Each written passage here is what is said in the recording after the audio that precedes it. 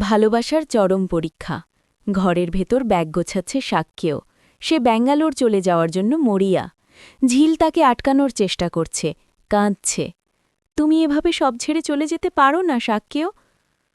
আমার ক্যারিয়ারের প্রশ্ন ঝিল, আমায় যেতেই হবে, আটকানোর চেষ্টা করো না।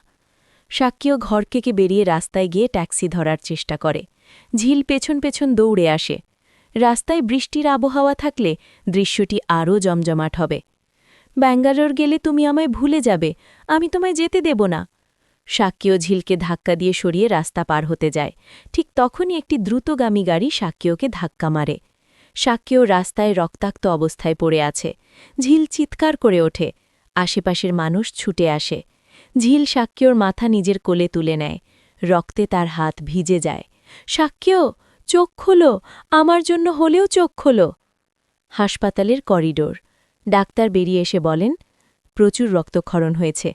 ওনার গ্রুপ, ধরুন AB-, বিরল। হাসপাতালে স্টক নেই, খুব দ্রুত রক্ত লাগবে। ঝিল সাথে সাথে বলে, আমার রক্ত নেন ডাক্তারবাবু, আমাদের ব্লাড গ্রুপ 1।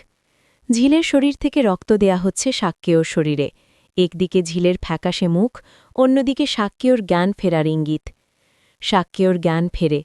সে দেখে তার হাতে স্যালাইন আর পাশে ঝিল দুর্বল হয়ে শুয়ে আছে। সে বুঝতে পারে যাকে সে ছেড়ে চলে যাচ্ছিল সেই তাকে জীবন ফিরিয়ে দিয়েছে। আমায় মাফ করে দাও ঝিল, আমি ব্যাঙ্গালোর যাব না, আমি তোমার কাছেই থাকব। দুজনে হাত ধরে আছে।